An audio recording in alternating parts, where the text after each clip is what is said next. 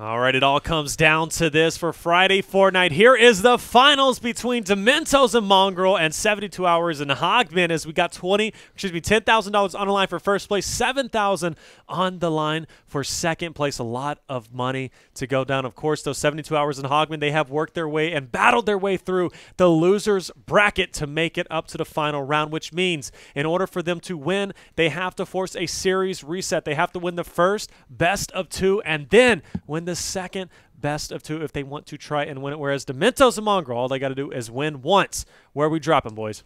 It looks like for 72 and Hogman, they're going to be making their way toward the outside buildings here of Risky Reels. And, you know, this is a strategy that we've seen coming from the Optic boys as well. Like, you kind of bait like whether or not there's going to be enough players going toward Risky, whether it's like one or two squads. If there is, and you kind of go toward these outside buildings, which have, by the way, a ton of loot, a lot of excess chests. There's a basement. There's two buildings you can get, like I said, pretty well kitted on. And that's what we're going to be seeing them kind of go for right now. And as far as Domentos and Mongraal, of course, they're going to be making their way, it looks like, towards Salty Springs. I can't see exactly where Domentos is for the most part. But as far as, you know, what is fairly typical, I don't know, man. This is pretty much expected, right? Domentos and Mongraal, they like the fast-paced play, just kind of go outside Salty, pretty average. But for 72 and Hogman, they like the slow-paced play. They kind of, like I said, they're the turtle in the hare scenario. They kind of like to make their way up slowly but surely and kind of advance from there. So, I mean, did you see that beautiful arch though that we just saw from Hogman? Nice. He built one of the most respectful arches I've ever seen. And I mean, look, I mean, he's getting donations right now, and he's still focused. At that point, I'm just losing myself. He just got a $20 donation. What a nice donation, dude. Oh, no, he's at 19 HP, though, and Oh, this is wow. where you start needing assistance from your teammate here, as Liquid 72 Hours is going to be actually pretty much nowhere to be seen, but he's already knocked 2 players, 0 kills for the back pocket. But, of course, there's still 2 guys over here actually just laying, I believe, in this building. And that's what I'm talking about. You see those 2 grenades going off. Pick up those splodes, folks. Don't let them hang. I would have put out that donation said, "You're doing great, man. Keep it up." I guarantee Hogman was like, "Oh, dude, thanks. Oh, my God." Like, just down to 19 HP. Oh, man, that was insane. Oh, nice knockdown actually coming in from 72. The green revolver, not the blue one, which apparently is the rarest item in the game, blue revolver is the rarest gun of the game. And, of course, that's what we're talking about again. Those silenced pistols, this man has got a total of 23 bullets left in both of these guns, but watch the damage he is doing with that. Unfortunately, the opponent is now sitting about 100 HP, and, of course, he's got 200, so he's going to dive like a little falcon, a tiny bird in the sky, looking for this man under his own build, and he's going to try to get that revolver shot off. Of course, manages to eliminate him, and look at the peak shot. Don't underestimate the revolvers, folks. You know, you're talking about some nice shots. 72 Hours showing why they are in the finals at this point. He's currently sitting at 2 kills. On the bottom there, 2 kills as well. We see Mongraal is going to be heating up as well over and Salty trying to pick up some kills. Unfortunately, not able to connect enough. But Mongraal, one of the great players out there, you know, what we talked about it, he's, 13 years old, playing and competing in these tournaments, already $7,000 to his name, bare minimum, even if he loses this to 72 Hours and Hogman, but of course $10,000 if he wins it. But talk about a great match. Revolvers for the finals, come on. It doesn't get better than that. Taylor, he is young enough to have almost not been to a school dance. Usually that this starts in like 8th grade. That is true. I mean, he's barely. Is he in 8th grade at this point? I don't even know. And to so think back then, I actually started playing in tournaments as well at 13. Unfortunately, back then the prize pool money was not anywhere near what it is today. So I basically was playing for Tootsie Rolls and a Snickers bar. But look at that, 72 Hours does get clipped. However, Hogman is assisting over here outside of Risky Reels. Knows where that player is that did snipe his teammate. Of course, 72 Hours is going to be trying to rotate around on the bottom half here of his build, just trying to secure himself in some hiding spots. But this could be a very bad situation. Not a lot of ammunition, not a lot of health and heals here for them. But, of course, a nice build. And honestly, guys, they're short on mats as well. They are short on mats, and unfortunately, there's only one wall separating. If that player was just to burst through that, he would be able to pick up a potential knock. But luckily for 72 Hours, he's going to be able to get picked up, and Hogman, he's going to go back to work with this hunting rifle. We've seen him perform so incredibly well with it, and he was just barely missing shots. Can we see if he'll connect enough here, of course, with that burst, going to work, putting damage to that player, but takes another shot, and this guy is on point with the shots. Oh, my gosh, he does something, and he hits the knockdown with the great revolver, having to really back up and reignite the situation. Thank you for the gold scar, and thank you for a few of those eliminations as they totally get kitted back up, but on the cusp of what seemed like their annihilation at the beginning here. That was unreal.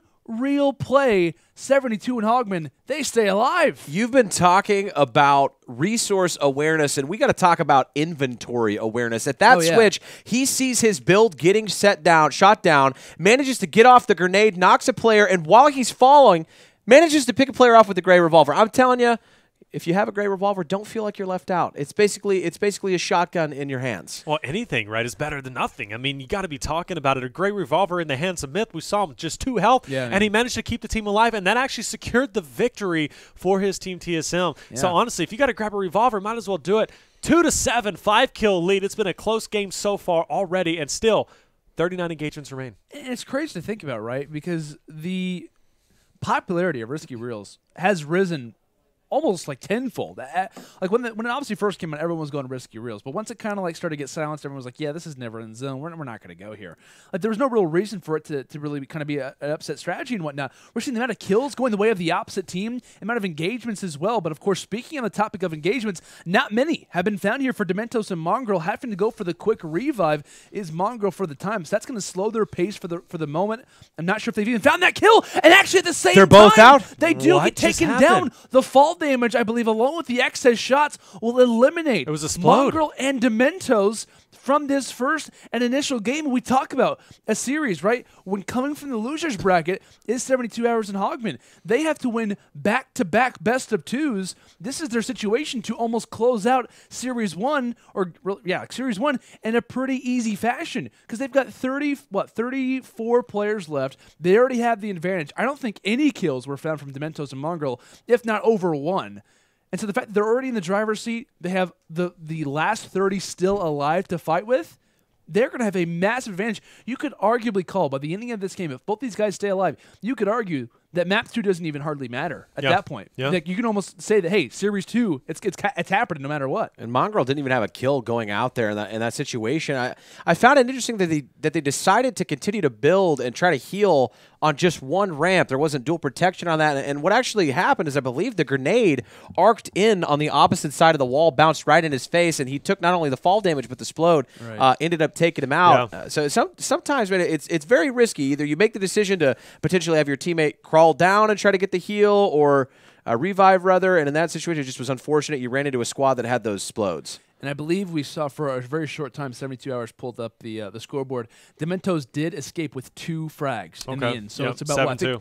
Is it 7-2? I thought it was 5-2. No, 7. Okay, so either way, right? That's obviously going to be a decent lead already for Hogman in 72 Hours. But like I said, we talked about the final 30 still being up. They're kind of hanging out sort of Wailing Woods, kind of obviously getting some more resources, which is nice. Talk about resource awareness. They're getting ready for the future of this game. They're ready for squads. They're ready to face off in these 2v4 battles, and that's the perfect item to grab, right? Is those wood planks, etc. So I've noticed typically whenever the opposite team that the team is playing against goes down, they slow down their gameplay. Then they start getting the resources, like you said, to battle out as the continuation does happen. So right now they're just Wailing Woods. They have potential, obviously a lot of trees around, a lot of potential to get some great resources for those build battles, and of course they're going to start heating up the competition once that circle does start collapsing, but they do have some ways to go before they hit the outer ring of that circle, so they need to get a move on, but they're sitting pretty. Inventory looking good, resources looking good, med kit in the back pocket of Hogman there, and I'm excited to see what more he can do with that hunting rifle. He's honestly excites me every time I see him go to fire it, because honestly he hits just about every shot he takes. His accuracy is absolutely insane, and not to mention that gold scar in his back pocket, he's accurate with that as well. Not so much, I haven't seen much whenever it comes to the shotguns from him, but AR-wise, support role, totally on point. Yeah, there's some insane pro players when it comes down to the hunting rifle. We talk about Ninja, we talk about Hogman. Poach from Liquid is also insane with the hunting rifle as well. I know when it kind of came into the game initially, everyone was like, oh, this weapon's, it's all right. It's not amazing. But if you put it in the right hands, man, I mean, that thing is absolutely absurd. We talked about like Ninja's play in Friday Fortnite, whenever he was obviously in, I think it was Tilted Towers, along with the LMG, was also hitting some insane hunting rifle shots as well. I mean, it's a weapon, right, where you can turn yourself into like a human highlight reel. So I think you have to respect the hunting rifle, but also you're mentioning that secondary, Taylor, here with the gold scar following up after. If you happen to find somebody with 200 health, you get a body shot, you're knocking about half. You get one shot with that gold scar, they're knocked. So these players' abilities are just be able to switch over and get those kills. I mean, see, distance-wise, I mean, it's usually hard if you're facing off against a squad that's good at building. You know, those initial shots, especially with that hunting rifle, are going to be so pivotal, and that's why we see people with sniper rifles. I mean, some people, they leave them. Maybe they want to pick up a Splode instead, rockets or whatever. But you see a lot of these guys. I mean, nobody's letting that hunting rifle go because they know if it's in these hands of these guys, and they do not miss usually. So, and if you're an aggressor too, right, you want to kind of give that preferred sniper over to your support player. I think for the most part, I think for 72, he happens to also have a hunting rifle as well. But as far as roles are concerned, we talk about a support player, a guy who kind of likes to hang in the back lines, whether with a number of different weapons. We talk about the scoped AR, but with the sniper as well. That's the guy that you want to have that weapon as far as distance is considered. A hunting rifle, you could argue, it could be in those close, like 50-meter, 25-meter engagements from time to time, kind of like that medium distance. It can be pretty good for that as well. It can kind of be the initial, damage to that later. I don't know what you want to call it, like a, spray from, an AR, etc. Like I said, it can kind of be that entry for a lot of that damage. We do see a fight is going to be directly southwest. We see 72 hours. He's going to be pushing up, whereas Hogman, he's going to be hanging back, trying to pick off this player on top of the building over there at Dusty, and another player down to his left who's not building up, so this should be a fairly easy kill, and then yet another one not building up right in front of him. So we could see a potential of 3 kills, but no, he does drop down. He's going to have to build back up in the situation, and a lot of shots being fired, but not really connecting. Nothing too scary at this point, as he does miss the shot from the hunting rifle. His teammate in another fight from the back. Now, they have pushed into the circle. They're starting to get shots from the front and the back as well, so they got to kind of prioritize at this point, and this is what separates a good player from an amateur player, is being able to prioritize your team fights. Do you take the person from the back? But you got to kind of do both fights simultaneously as he hits a pop shot. This jiggle peaks is something that I've been talking about all of these games. But no, a player sneaks up and in front, gets the knock, taking him out, and now 72 hours is going to be last alive here. Can he get the rest plus the kills? Absolutely retreat in the situation. There are a ton of kills. Down. There's still a ton of kills to happen. He can't obviously go for the res there on the Hogman. Look for the vision. Try to find a few of these frags as you're starting to go ahead and relocate for the new zone. But yeah, man, he needs to try to reinitiate this fight under his terms, not under the full squadron that he has right in front of him. And I don't think have they picked up a kill? There's a knock. I know they were still sitting at 7 for the longest time, and they were searching for kills trying to get into the circle, but finally we're starting to see him heat up a little bit. That's 2 knocks at this point, taking some damage from the back as well as the front. He's got to turn around and prioritize at this point, and that's actually someone else from an opposite team. Goes ahead, rotates around, great edits through, but still taking damage from the back, and he goes down. Those 2 knocks, was he able to pick them up? He's currently sitting in how many kills? That's 6 kills, so he was able to get some kills from that, which I do believe they still have the lead going into the second round, but it could have been so detrimental if they were able to pick up every single kill that was inside that lobby. Them going down is a big break for the opposite team. Oh, yeah, I think without question. I mean, if you're that team who obviously is kind of watching the other squad's perspective, like, okay, hopefully they get eliminated early, hopefully they don't find as many frags as they do, which they do find a decent amount, right, if you're Hogman and whatnot. And 72, they escape, obviously, with a 10-2 advantage. 8 kills, it's not the end of the world. Plus, if you're the opposite team, of course, you're thinking, hey, 8 kill difference. We at least still, when it comes down to things, have that, that kind of extra, I don't know what you want to call it exactly, but that kind of padding, yeah, that padding, yeah, exactly. Where it's like, hey, if we lose a series, we have another one. It's not something that you really want to relate to a lot, but if there was an opportunity, if you're one of these teams in this moment, you thankfully want to be the team who's obviously in the winner's bracket as far as things are considered, to have that padding of that extra series if needed. But an 8 kill differential,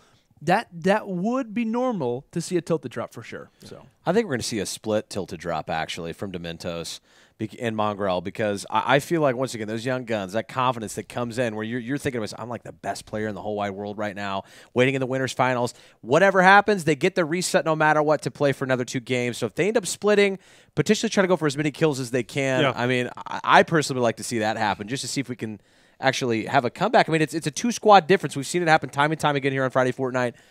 Easy potential comeback. However, when you're playing the likes of Hogman and 72 hours, these guys all tournament, obviously coming in for losers bracket, having that 8 kill advantage going into game 2, they're looking to reset. They want to come home with an extra $3 grand here for the prize pool. Yeah. Can't blame them. I mean, you know what I'm saying?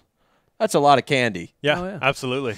Especially for, come on, that's a lot of candy. Especially, imagine if you're 13 years old getting all that candy. Come on. I can't even believe it. He probably has a lot of cavities. That would be insane. I think my whenever I was younger, like my allowance was like maybe $5 like a month. These guys are making at least 7,000, right? In just a matter of a day's time.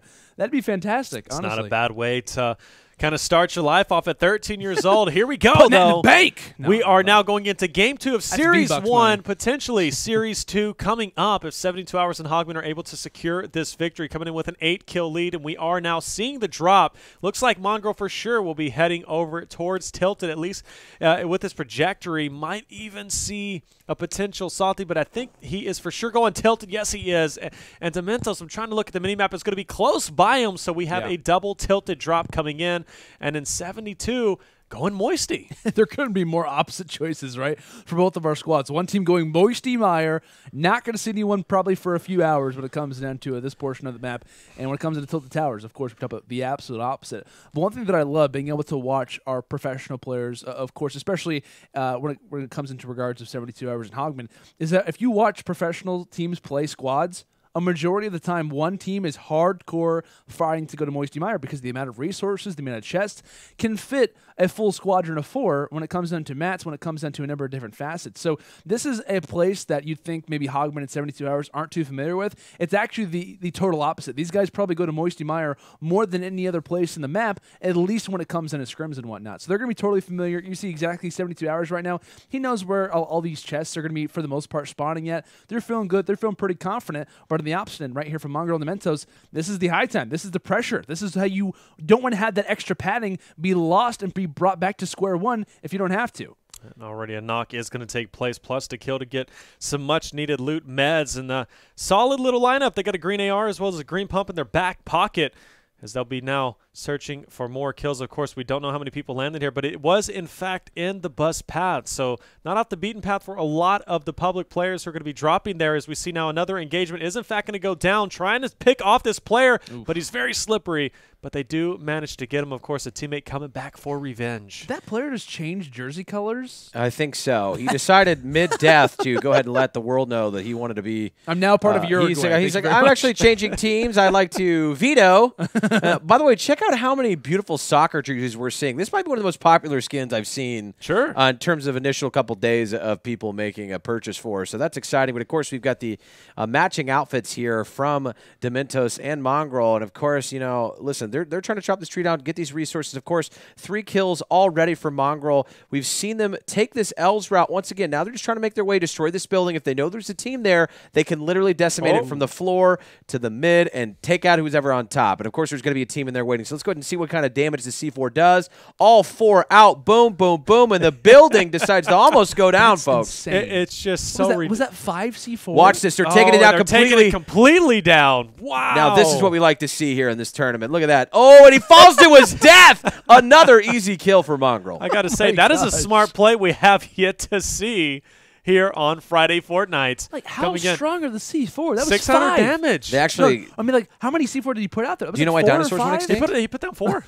That's why dinosaurs went extinct. Fortnite C4. That's confirmed as to what happened to the dinosaurs. But taking some damage is Mongraal, down to 44. Luckily, he has that medkit in his back pocket, has another one to hand off to his teammate there if he decides to go down himself. As, you know, there's been a lot of close calls, but they've managed to make it work every single time. They are fighting it out. As I say that, once again, taking some more damage landed. Yeah, thankfully he has 2 medkits in his back pocket. He just basically rocked a medkit to move about 30 feet just toward his right. So thankfully he has the opportunity to put down another one. But for how long, right? There's guys around them. They're realizing, hey, this is our opportunity. We have to use as much of our shields, as much of our bandages, medkits as possible, or we could be taken down in a moment's notice. And we know in the situation that they're in, they can't afford to drop. Not just one of them, but the entire team as well. They can't afford to lose one player, or this one is basically set in stone, is over. Yeah. Now they're just down by 4 kills. Domentos and Mongraal, obviously they know that there's somebody up top. We're going to see Domentos hopefully pull that sniper out and maybe get some distance shots, at least a knock, so they can start to zone that area. But still over here on the side of 72 Hours and Hogman, we got 0 kills. They're taking their sweet time. Look at all the materials they're building up. Almost 1,000 here. 800, 900 plus for both of these guys. They've got some decent loot. We see that. Is that a purple thermal or a purple scoped AR down there? That is going to be a purple scoped. I believe. That's a zoom. that he has in his back pocket. But look at this. We have a player down. That's Domentos. Wow. And Mongraal knows he can't res at this point. He's got to push this player that is pushing him. And this is an internal battle where he's like, man, I really want to help. Oh, no, he got thirsted. Oh, that sucks so much. If you're in Mongraal's shoes, because he was totally having an internal battle. Like, hey, man, I totally want to res you, but there's definitely guys around here that I need to take out first. Thankfully, or not thankfully, rather, if you're the in Mongraal's situation, the door is open, right? He has a door, and that totally sets the tone for what is the rest of this game, 72 hours and Hogman, right? This is their key to get back into this game. And we talk about the amount of eliminations that are still available. This is a very slow, typical Fortnite game that we're not really used to, right? Usually this is maybe around 40 to 30 players alive at this point in the game. There's still nearly half the lobby left. And this is now the factor of Hogman in 72 hours. They haven't been in the fight. They have total resources. They're getting better on weapons. And now, and if you're Mongraal, right? I don't have the lead. I don't have as good of resources. I have probably a decent kit, but I don't even have a teammate. Like, there's no... He's down. That's it. Oh, wow. We got to reset for the bracket. And then, as he's thinking about all those things, it's just Did like... he die from a trap? I'm not too sure. I think Mongraal... He might have. I think he... Oh, it was a rifle. It was a rifle. Yeah, somebody Cody exploded him from a distance. Cody exploded. Yeah, Cody that's the sneak attack.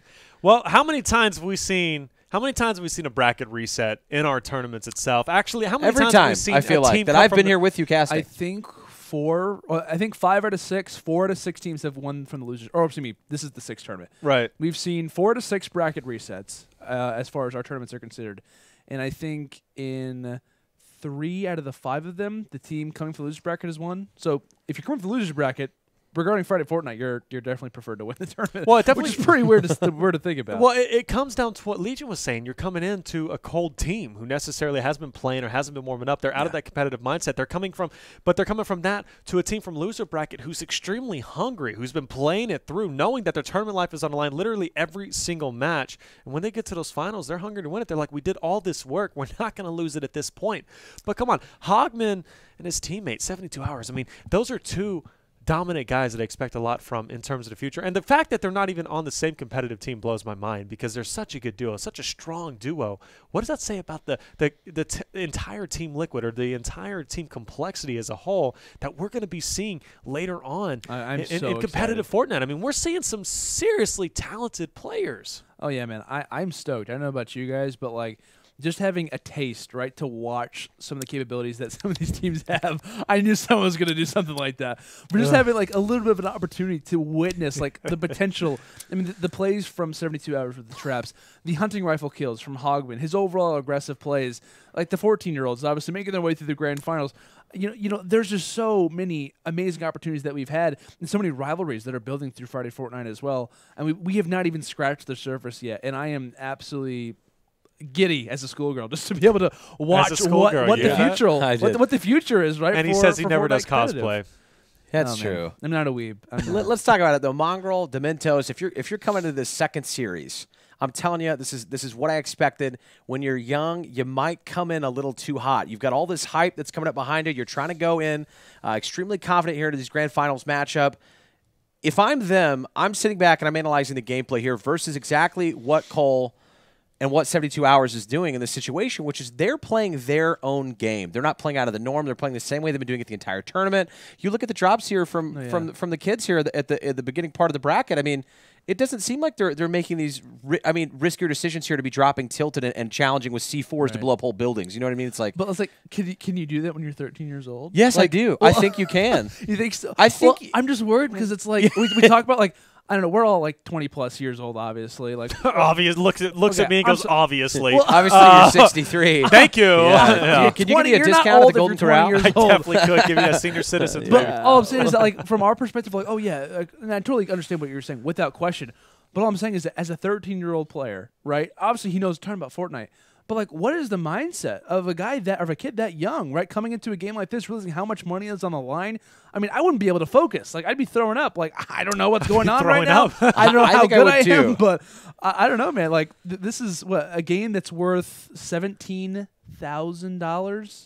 Well, I feel the longer competitive gaming is out, the younger the players are going to start becoming. Oh, for sure, yeah. Because growing up now, it's just within their really their mindset that I want to be a competitive gamer. It's becoming a legitimate, real job. So these players are, and even families, it's a beautiful thing, actually. Families are now starting to support these younger players for pursuing their dreams as gamers, which back in the day, that would have been unheard of, right? Oh, you want to be a professional gamer? Well, you want to play Pac-Man for quarters at the Oh Wow Nick arcade? You know, like, no, come on. But, you know, if you're thinking about it now, these players are going to start getting younger and younger and younger. 13 seems to be, I think, the threshold from what we've seen, at least even in Call of Duty as well. Console, console, but whether it be Fortnite. But I'm excited to see these play. I mean, 13 already playing for this amount of money, playing at this competitive level. I mean, come on.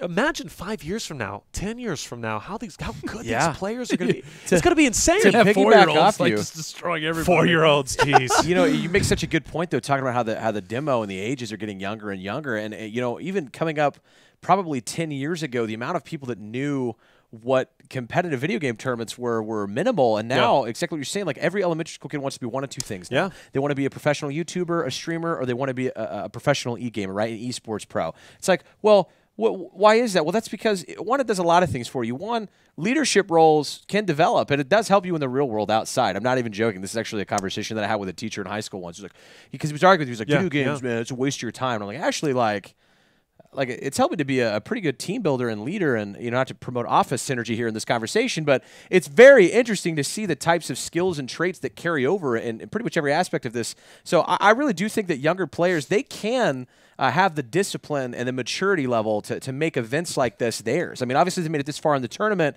you know, but once you're in that grand final scenario, if it's your first time, a very, very different environment to be in. Some, you know, nerves might kick in, and also it's like, man, I mean, remember, you're playing the best of the best, so your decisions, every decision you make drop-wise, that's going to matter here in this game. Yeah, I was going to say, I am loving these roundtable discussions that we've had throughout these, I think you guys have casted for like 30 hours so far in Friday Fortnite. I've casted with you guys for, well, Taylor, but you for 20 hours. I mean, you've been with me every time. I mean, in your heart, absolutely. Yeah. Oh, yeah. Here. Right in there. But I mean, we've been bringing some awesome stuff. We talk about leadership in gaming. This is fantastic conversation, man. Well, it's the reality of it. You know, gaming is honestly a beautiful thing. Think about how many people can play games. You can whip out your phone right now and start playing a game. You know, gaming. I'm Team Android, so get on it. Epic. Gaming has become a reality within our lives, and I think parents are starting to realize that and support the dreams and goals. Even 5 years ago, like you were saying, whenever I was trying to come up as an esports commentator, my family didn't support me, but now they see the real, you know, like how great it can be. Obviously, making a living at doing what I'm doing, and it's you have to have a passion for it. But if you have a passion for it and you truly want to go for it, you definitely need to go for it. But enough preaching. It's game time. We have had the bracket reset. We're going into game or series number 2. Whoever wins this is the winner and taking it all. Domentos and Mongraal now. They had their chance in the first series. Let's see if they can pull it out in the second series. But with 72 hours in Hogman, take away the $10,000 prize from the loser bracket. We'll find out where we drop it. And even starting here, it seems like Domentos and Mongraal are playing their game. We see them headed towards Salty, of course, trying to get the loot that's on the outside, so at least they go into the battle with a little something in the pocket. And nothing out of the norm. 72 hours in Hogman, they're doing their thing. They're just continuing to play the exact same way they have every round we've seen here today from them. And like I said, it's the same, you know, saying over and over again. If it's not if it's not broke, right? Don't try to fix it. Right? There's no reason, right? You're in the grand finals for a reason. You would talk about players, analysts, casters saying, hey, you need to change up their strategies. Well, hey, if you're having success with it and a ton of success with it, why would you want to change it up? There's no real reason. If you're seeing any negatives from this particular strategy, keep rocking it until it doesn't rock anymore. At least that's the way that I like to roll. As keep rocking until you can't rock anymore, baby. Oh, man, I gotta tell you what, if I've heard something more motivating, I literally just put on a hairband 80s band wig because of my balding scalp, and I'm ready to party, Landon. Oh yeah, dude. Landon Donovan. Shout out to the USA soccer team. We wish you would have been able to make it there this year. But 72 hours, of course, 0 kills on both of their players there. But Hogman all fully looted out, got some nice heals, fully armored up as well. He's looking like a Harley Davidson out there, Taylor. Yeah, and they're all sticking together. Harley Davidson reference, got to be happy for that, right? Sticking together, this is something we haven't seen them do so far, so it's going to be kind of nice to see these two teams battle it out for kills. Will they separate? Will they not? Of course, Salty Springs is going to be their first destination, and then they'll be moving over towards Dusty Divot. A lot of engagements at both of those locations, but this is where we're going to start to see who's shy and who's not. Will Domentos and Mongraal push up, or will they hang out in the back like we've seen them do time and time again? 72 hours and coL Hogman, though, they're not scared to get up in the fight, and I expect them to do that just now, and that player is dipping out. This guy's like, yeah, not interested, but he actually does. I'm going on a trip. He goes down. He does get taken down where anyway. did he even go to? Domentos. He just fly over to the rooftop and then drop back down? He literally made it about 30 feet to his right. He literally and just took off. stomped. He straight up transformed. Oh, man. That's going to be so unfortunate. Like, okay, I'm escaping, and then, yeah, he's just done. And that player does get down as well. Behind him. So there is at least one more player lingering around Salty Springs, which there's probably more than that. But regarding a full squadron, definitely this entire, we got the entire squad, right? We talk about Domentos, Mongraal, even Liquid 72 hours, and coL Hogman. I mean, it's going to be a very scary feat when you see players like this running at you. But as far as the typical strategy, when it comes into Salty Springs, I've been kind of trying to make this a thing when it comes into competitive Fortnite, is the landing triangle, right? As far as this particular area around the map regarding Salty Springs, you have 3 different areas that you can rotate toward. It's going to be Salty, it's going to be Dusty, and it's going to be Retail. All 3 of those areas have a huge high population, a lot of potential loot. Not the most popular areas on the map. Definitely have, quite a few members around that particular area, but the main key to that triangle is going to be Dusty Divot. Dusty Divot can take you almost anywhere on the map and in a short period of time. A lot of damage coming in on 72 hours, and even more so as he does go down. coL Hogman, where's he at? No, 72 hours completely dropped. Now it's all up to Hogman at this point. Notice 72 hours also dropped with 0 kills. Now the game is going to rest on Hogman's shoulders as he's going to go ahead and dip out and fly over. Now, at this point, he's going to try and meet up at the Dusty Divot. No, he's going to backtrack. Knows there's players around. He's going full force into the action. You got to respect the intensity on his part. But as I say that, Mongraal as well as Domentos, they're going to be double-teaming a player and do get the knock. Shots all around, but they're going to be taking damage just as well. This could be a quick first round if they can't get it under control. You need to be very wary of this position. And right now, if you are all 3 of our players, for Hogman, you're trying to stay alive, because if not, you're in a very awkward spot when it comes into game number 2, thinking about the future. And for Domentos and Mongraal, right, you have a huge advantage being in a permanent 2 versus 1. Don't try to aggress anything that you absolutely don't have to. I don't want to say play passive necessarily, but just play smart, right? You don't have to be the full-on aggressor. It's not about, hey, let's kind of go back and forth, let's hardcore battle it out. It's about having the advantage and realizing such as that. But of course, speaking on topic when it comes down to Domentos and Mongraal, on the opposite, and Hogman does find a kill in this situation. It has the ability to keep adding toward that score as far as things are considered. So I believe he does get the, so there's the knockdown, gets the official kill on to 2, I think, or, okay, so on to 2. That's 3 players actually for Hogman out of that. 3, okay, there you go. And this is, you're talking strength in numbers here. If you're Mongraal and you're Domentos, yes, obviously you need to be aware that Hogman solo is completely capable of getting as many kills as possible. However, based off that first series, Mongraal, Domentos, they're very strong, aggressive players. However, they need to be pushing together, and that's exactly what they're doing here in this situation. Obviously he's looking for some explodes here around the map, but Dusty Divot is one of those positions where you are going to find a lot of people migrating to this area, especially right around the 30-player mark in this game. I mean, at this point, just play it safe. Wait to see where that rotation is going to happen, and make sure that you just go into this game 2 with a nice lead and try not to get knocked out early, because with 72 hours gone, this is as ideal as it gets for them. And that's a big thing I want to point out. A lot of players rotate way too early before they understand where the circle is, in fact, going to collapse down to. Yeah. Sometimes it's worth it to kind of hang around a populated area, maybe Dusty, see where players are going to be rotating to and catch players off guard, and then see where the circle is going to collapse down to and make your rotation based on where it's going to land at. So smart point from you, Legion, especially. So 8-3 is going to be the score. 5 kills down, still manageable.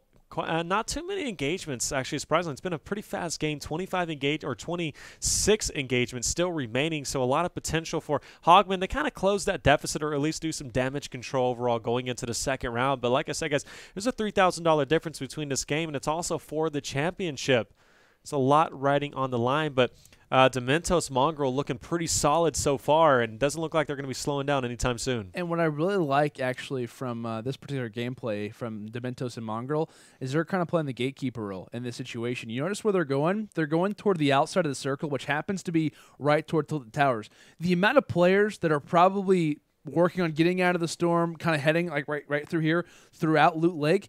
This is the perfect place to be at regarding a lot of free kills. And, of course, we see Hogman realizing the exact same thing. All three of our players right now being aware of that gatekeeping role, along with the factor of where players are going to be trickling out from, which we always talk about, Legion. There's always someone inside of Tilted, and there's going to be guys realizing, hey, I'm not in the zone. I have to get to Loot Lake as fast as possible because within 35 seconds, we're going to be at the new zone ready to go. And for whatever reason, there's always people at Loot Lake. It's true, too. I mean, unless you're Ninja and you're baiting, I don't really understand it. But, yeah, exactly what you said, Taylor. It's a huge baiting area, and it's where everybody's trying to meet from 3 different points, major points on the map, that is. And, of course, this poor soul just said, okay, I'm just going to keep building one by ones. He's probably not even in the circle. He's not in the circle. He's on the opposite side here. Yeah. Luckily, they clean him up, maybe trying to go get some of those resources off of his body. But, of course, they're just going to be wrapping and rotating up here to the center house in Loot Lake. It just seems like they're also looking to see if there's anybody else coming in solely from the zone. As you keep mentioning, Landon, being a gatekeeper role, playing this role, Hogman trying to stay up close with them as well, maybe get some of those trades, get some of those kills, get some of those cherry picks, just like the kid in dodgeball that sits in the back till the end and then claims he did really good when he didn't throw a ball for the whole time. But that's not relevant to the situation. I just thought I'd bring it up. Speaking from experience by chance? His name was Sean, 8th grade. It's okay, though. Way better than me. I think we actually saw two from the other guy's perspective in Domentos Mongraal. The thermal AR also was found as well. So that's a great find. We talked about the guy in the back just happens to barely make it through the zone at Loot Lake, feeling pretty confident in himself. He's like, I did it! And then just as that happens, he hears a ton of stomping on the floor above him as he does get eliminated pretty quickly. But the thermal AR, we haven't really seen that in our last few series. It's going to be nice to witness it again in our series or in our tournament for the rest of it and whatnot and see how influential it is. I mean, we talked about it in a number of different ways, a number of different facets, how useful it can be for a number of different ways. And I think that's only going to be another advantage to add toward the current scoreline that Domentos and Mongraal have in their favor. And you see that. I just love the lineup with that sniper rifle. A lot of the times you saw him, he snapped on it, but he also waited for him to fall into that reticle just perfectly. That comes from a long slew line of video games. I mean, patience with these power weapons, especially with these bolt actions, is so key. And players like Hogman, obviously 72, sorry. Numbers are hard. 72's been out of the game here now for a little while, but when you see him in here with that sniper rifle and, of course, those ARs, absolute monster. But Hogman's got to watch out for the shots from behind. Of course, great build, managed to stay alive, and about 1,000 in resources here, materials. So he looks like he's going to be good up top. Hopefully getting some nice pop shots off of the sniper. And nice another shot. one from Hogman. Yeah, definitely nice shot. Not able to get to completed kill. That player's going to build a 1-by-1 and just hill up. But I do believe there is a player below Hogman who hasn't progressed up at this point. But this player below is hungry for the kill, and he has the potential to get some shots but cannot. Now notice he's still sitting at 3 kills, and he's been sitting at 3 kills for a while. So with this teammate being down already at a 7-kill deficit, all these kills are going to matter, Landon. And he's not in the zone too, so he realizes I have to advance my position or I'm going to be stuck in a place, in a very awkward spot essentially. As far as that's considered, just because you have players in front of you, the storm's going to be moving in shortly. He's not even in the realm of possibility as far as how things are considered as far as the storm. And speaking of not being in the game, this player just absolutely has no idea what's happening. Yeah, he's doing definitely crossplay from the mobile arena here, but that's just fine. Hogman finally built his way up here again in a terrible situation to be in. A much low different health as that. I mean, this is definitely a little bit different here, but manages to build him in. Will he go for the edit here for the kill? Of course, he's going to have multiples in the gunfight. Manages to pop him off. Wow. That's going to be 5 kills total for Hogman now as he almost murders himself using that beautiful boulder, and he's good to go. He is good to go. And, we just saw a great feature of Hogman's skills at that current situation. He was taking a lot of damage and not only knew that at that point editing wasn't the right thing to do, but currently he just built over the opponents and then dropped down to get the kill. He's honestly one of my top players, at least throughout this tournament. I mean, he has been playing so phenomenally well. He's an overall just all-around great player. And I've been waiting to see him. I think for our very first tournament, I was like, okay, who is coL Hogman? I see the coL in front of his name has to stand for complexity. Is he a streamer? Is he a competitive player? And I was like, oh, that's cool. We get to actually see a pro Fortnite player in one of our tournaments. And unfortunately, we really didn't get to see them advance too far. But as I said, now with the pairing of 72 hours, I'm not saying this is going to be a permanent duo throughout Friday Fortnite, but I would Wouldn't be a bad one, though. Oh, not at all, by any means. I think this would be a fantastic thing to witness regarding, future Friday Fortnites. If this pair wanted to kind of stick together, it could definitely be, another really top squad to be looking out for. And look at these shots here from Mongraal. 3 players basically all dragging that sight right in front of him. Still manages to keep his shots and aim on the one guy that was knocked originally, and that sets them up for a 3 kill advantage even more, just continuing to increase that lead. Hogman, though, just looks like he's getting an unfortunate rotation on this portion of the map. Everywhere he's going, he's just a little bit behind those engagements. Just honestly, just very unfortunate for him.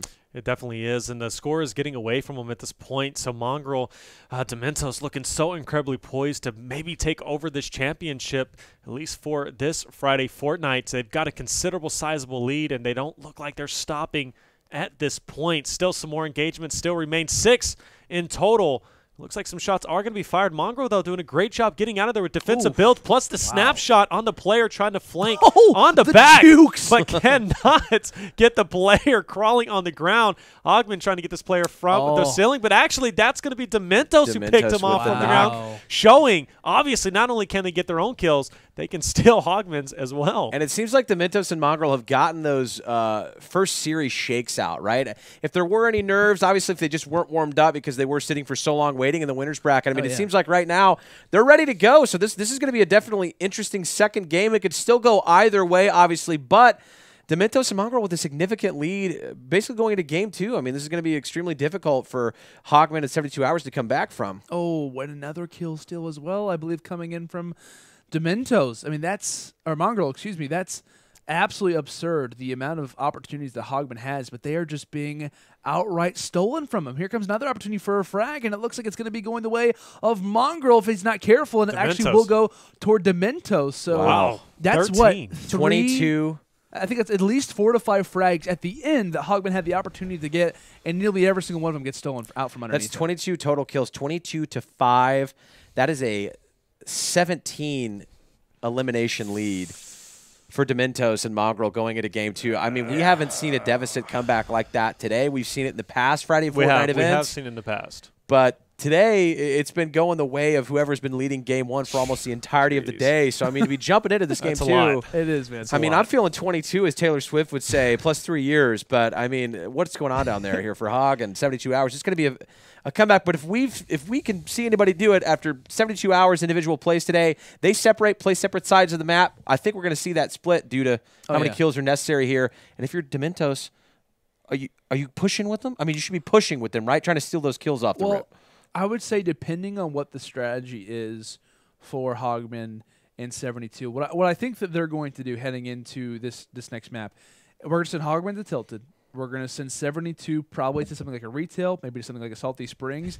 I would say depending on what 72 does, if Hogman was to go to Tilted and they were to split, I think what Domentos and co do is that they see where 72 likes to go. If he goes Salty, we can follow him. If he goes his retail row, you can kind of base that off and kind of get a little of an idea.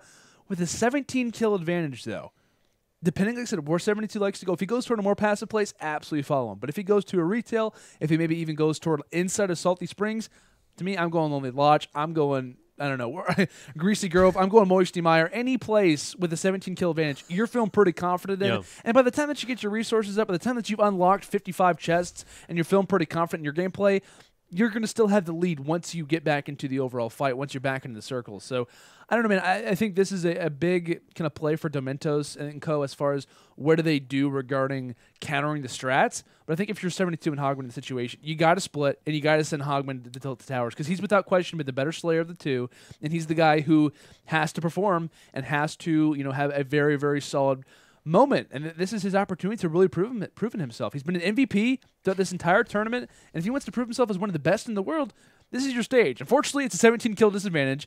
We're going to have to 1v4 squad inside Tilted Towers, but it has to happen this way, I think. Taylor, Landon's personal nightmare for everybody watching, wherever you're at, his personal nightmare is Domentos and Mongraal hot dropping Tilted and dying instantaneously and forfeiting what I would consider one of the easiest victory leads you could possibly have in a grand finals. No, they're going somewhere chill. Like they want it. They've been. You got to think about time zones, boys. No, if Domentos and Mongraal go to the towers, I will walk out that door and never come back. They are going, which probably is chat's like, oh, let's go, please go there right now. But all I'm saying is that if they go to the towers, man, I'm exiting. I'm out. It's like. I'm not even going to talk about it. I'm just going to stress myself out even more. I can't even speak because I'm how mad I am if that happens. But I would be very ticked if they went to the towers because there's no reason why you should be going to the towers with a 7, 8, 9, 10, 17 kill lead. There's no reason. Was it J.R. Smith that went the opposite way with the basketball in the NBA Finals? It's true. Yeah. I feel like it would be like doing that. Apparently he knew what was going on. Oh, he knew what was going on. Apparently, yeah. Apparently he knew what was going on. Sure you did. He didn't know what was going on in that reaction. No, Kevin Durant did when he switched teams. Yeah, that's true. That's very true. Unfortunately for Taylor, he's not super aware of the basketball. No, I absolutely know what's going on, but come on now. I definitely see them going moisty or someplace chill like that because the reason being I see them going moisty at that point. When did you agree with because if they go moisty at this point, they get a lot of resources. They come into the fight. They come into the fight solid, ready to get some kills. You cut me off, man. I was just listening. Had the flow going in, and I apologize. We actually freestyle a lot, so we like to use the terminology flow during all of our broadcasts. I never once freestyled, I gotta say, but you've never freestyled. And it's not going to happen right now. Please, production now is the opportunity. But I know you have. I know you got a couple of hot drops on your YouTube channel. Hey, listen, let me know. Let me know when you want a UMG feature. I got it. Oh, Reflections. Oh, that should be the name of the album. Honestly, that should be the name of that. It should be me in front of your Cadillac that you own. Dude, honestly, we got that Cadillac is the OG. How many miles is on that? It's got about actually not too many, about 150-something thousand, which isn't a lot for 1996. Hydraulics? It's 22 does not have hydraulics, nor is it cherry red with rims. Okay, I'm just saying. First of all, candy paint. I don't know if you've listened to any Big Crit or Paul Wall albums I have in your thought entire about life. getting it painted. Definitely get it candy painted. I've thought about it. I really have. White on top? Wood grain. Oh my goodness, man! Not candy paint red though. Don't do it. Don't do candy apple. I wanted to do candy that. blue, sky blue, baby. What? Look at that. Look right behind you. See these lights, these beautiful lights that we have? Imagine that color while you're just pulling up. Pulling it oh, my goodness. Gotcha. And sunshine in the summertime? Come on now. If you guys are wondering why we're talking for so long, coL Hogman has decided to restart his computer. I think it's very important that you do. He went to Hobby Lobby to get knitting and crochet materials. Yes. By the way, guys, it's actually insane plays are happening inside Tilted right now. Yeah, we just wanted to have a roundtable discussion instead about Taylor's old vehicle. CoL Hogman is resetting his PC, so that is why we are currently sitting here talking about it. But a good opportunity to talk about our G Fuel sponsors. You grabbed that right there. G Fuel. Been a great sponsor for the past 2 tournaments, as well as EGL. You guys are definitely advertising it right. I'm actually out of G Fuel and water, so unfortunately, that's actually probably a good thing. I've been sitting on 2 packets at least for this tournament. But EGL as well as G Fuel, 2 great sponsors that have been coming through big in these Keemstar tournaments. And of course, shout out to Keemstar for helping us put on these tournaments. Great guy. Great overall tournament organizer. Come on, he's created something very special. Knows everybody out here. Knows everybody. Getting everybody involved to come out. All your favorite creators and streamers, YouTubers, everybody. Keemstar was like, hey, you should come play in this tournament. And guess what? They all showed out because you know why? 20 grand is on the line. And because Fortnite's amazing. And because Fortnite. And we're the only people doing these amazing tournaments right now. Yes, we are. Yes, we are. That's important to know. Yeah. And we have the highest intensity tournaments. Pacing-wise, I'm not seeing anything that's going, 1, as quickly as this, and 2, you're not seeing this many kills being dropped pretty much anywhere else, I feel like, in a tournament setting. That is true. This is pretty exciting to constantly be able to cast nonstop action. And literally every single Friday, we cast for at least 8 hours straight, which is pretty intense. And production. It's 10 hours, actually, almost. 8 or 9. Yeah, and not to mention production in there too is a solid team. Sometimes it's just even 2 of them running the production. Yeah, it's one guy. He actually wears for 18 monitors, sunglasses on the back of his head with his ball cap backwards because it's 2 people in one. So it's kind of crazy. We really appreciate everybody back there doing all this work. If you guys only knew how much it took to put on these tournaments and how crazy they are, it's actually quite a lot. I know you guys are watching at home and you're like, oh, but no, I mean, there's a lot of stuff that goes into putting on these tournaments, organizing and overall research that we do. Yeah, I drive 5 hours here. Every morning. Every Friday morning, I drive 5 hours. You drive 5 hours. I drive 10 minutes. You drive, 6 minutes? We all sacrifice our time. There's a lot going into that. To come into these tournaments. But here we are. Finally, CoL Hogman is done with the computer reset. This is literally it, unless they force a best of 3, but 17 kill deficit. Boys, 72 hours in Hogman. They've got their work cut out for them. I don't know if you saw 72 Hours just put on Mad City by Kendrick Lamar, one of the best bangers that come out of 2012. Shout out to good kid Mad City. Definitely should have won Album of the Year, Hip-Hop Album of the Year there for the Grammys. But anyways, we're going to see Hogman, 72 Hours dropping. And it looks like, where are they landing there? It looks Where's it at, Lando? For 72, he's going to be at least keeping tilted in his overall vision. And for Hogman, he's making his way toward retail row. So I thought that roles would be totally reversed as far as their split. It's not at all uncommon that a team goes retail, a team goes tilted. But I really thought we were going to see Hogman actually go toward tilted towers. I feel like he's been the better aggressor of the two. It's not necessarily what 72hrs likes to try and commit to off the break. But maybe Hogman made the call like, hey man, I'm feeling a little bit more confident if I go toward retail row. Better opportunity for us as far as the overall scheme of things. So this is right. The pressure is on, right? I think we need to obviously keep away from Domentos and Mongraal screens for the time because why? They're in the driver's seat. They could do whatever they want to. Now it is on 72hrs and Hogman to bring this back. Of course, an initial fight for both of our players. Thankfully, 72hrs happened to spot someone in a Starbucks line who happens to be on a very low quality of phone.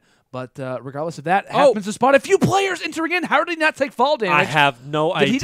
He caught the clip of the wall, and he did it on awning, purpose, too. Now, that is 100% map awareness. You see these guys day in and day out dropping in multiple spots, learning every aspect of this giant map. And right there you see, but of course we got the purple scar in the hands of 72hrs looking like a whole snack down there with that inventory. Trading out with the 3 shotgun combo. Wombo, what are we doing here, Landon? Because I'm ready to see some pop shots from this gentleman. I'm ready to see him hop in the shopping cart and just get out of here. No, not at all. He has to stay here. He realizes some blues here? Okay, this is fantastic. Yeah, he realizes I have to be here, and granted, it's not the greatest of situations, but I have to make do. As thankfully does find some splodes, so we can rock with those if needed to be. Didn't mean to rap there, or rhyme rather, but I did in the end. But looks like has one player just on the outside of that door. Like I said, has the double pump. Got a blue Actually, he's pump going to find a blue as well, but no. ignores it. Wants to find the engagements, and here's the opportunity. I thought for a second we saw a skin bait, but not the case. Player dropped as well. And that's, 2 frags for 72, yes. 3 eliminations coming in from Hogman. Nice 5-0 start, but, I mean, what? They have a 17-kill deficit to bring back. They're going to need a lot more than this. Players are literally running into 72hrs, and he is taking full advantage of it, picking up every single kill that comes his way. He is out of mats, but he doesn't need them. No, excuse me, let me take that back. 45 health, and this could be the tournament as he does get exploded, and his teammate is nowhere near to help him out. He is going to be all the way over in retail row, and that's going to be it as he gets finished off. 17-kill deficit, a little bit less now, of course, but Hogman is the only person alive to keep this team in it to win it. Will they get second place or first? coL Hogman has so much pressure on his shoulders at this point. I mean, 5 kills, though, out of 72 hours. An incredible start. Still half the lobby left, so it is possible. Oh, no! Does almost grenade himself, though, which would have been by far. I would have transformed into a Kleenex and blown off into the room at that point due to sadness. That was insane here. Another 4 kills, though, out of Hogman. I believe they're down still by about, 13 kills at this point, more than likely, because you are seeing kills out of Mongraal and Domentos, and that lobby is draining fast. Another one here as well for Mongraal, and doing this build stuff where he just fell into the basement, apparently. He actually just descended into the oblivion down there, really terrified at what's happening. I think there was a jump pad down there. There had to have been, a trap of some sort that kind of pushed him forward. So that's kind of somewhat of a positive. But yeah, it looked like he was kind of floating in midair, but it seems he can do basically it all and also levitate. So that's pretty cool. Levitate. Not a lot of kills on the side of Hogman and 72hrs. As we see more kills are coming in the hands of Mongraal as well as Domentos. Mongraal is Domentos. Not only, 33 engagements remaining. This has been an extremely fast game, and this is not what you want, especially if you're last alive. The man of Hogman. I think right now, Epic, if you're watching, if you could somehow make an air horn and give it to Hogman so we can just run throughout the map and just press it over and over again to get the awareness of every single player on the map, because he's going to have that. He has to find 12. So many 12 players. to tie it right now. Yeah, just 12 to tie. I guarantee you Domentos and Mongraal are at least going to find 3 or 4 of those 12 if we talk about it. So about a 17, 18 kill disadvantage when you're really looking at the overall kind of landscape of things. But yeah, man, and these players are starting to fall quick. He's going to have to rotate into Dusty Divot from here, right? If he finds some engagements, that's great. He's going to have to find some hop rocks and move on. But right now, if I am Domentos and Mongraal, stay with Hogman. There's no reason to not, right? You have a huge advantage. We're down to the final 30 engagements, actually less than the final 30 engagements. Hang with Hogman. Hashtag. I'm making a hashtag right now. Make it go viral. Who cares? But all they need to do is hang on his heels, and from there, they can win this series. Yes, they definitely win can. This tournament. Hanging around Dusty is going to be coL Hogman. Spots a player. There is going to be a player down below who just destroyed a tree. He's going to have to pursue that, but if you notice, Domentos is going to be right on top of that, ready to rain down bullets himself. He's going to have to dip out. Now, at this point, he's going to try and stick with the opposite team, which is a very risky strategy. You can get your kills stolen at that point. So a lot of pressure on the line if he definitely wants to do that. I think he should stick together or stick on his own, but he does take some damage from the back. 45 health remaining, firing some shots down below. The tournament life on the line. This player building up, luckily knocks him down. Another one just below him. He's got to be careful. His head is really exposed at this point, taking even more damage, down to 34 health. And he's gone, and Hogman is down. And my goodness, we are going to see, and he's going to leave that match, man, as we see a great match just ended. Mongraal and Domentos are going to take the champion. A 14-year-old has just taken over this tournament and won $10,000. All the props, man. On his line. Come on. That's amazing. It's for, insane. For a 14. I mean, come on. That is huge. And all the props to those guys. Yeah, all the props to them. And this is a shout out to all the young guns out there that are aspiring to be professionals here, especially in the Fortnite scene. You're watching Domentos, you're watching Mongraal. It is completely plausible for you. Get the grind on, keep the effort out there, and you could be one of these teams that are playing in these Friday Fortnites. Remember, this is their first time playing in this tournament. They come in and they end up winning.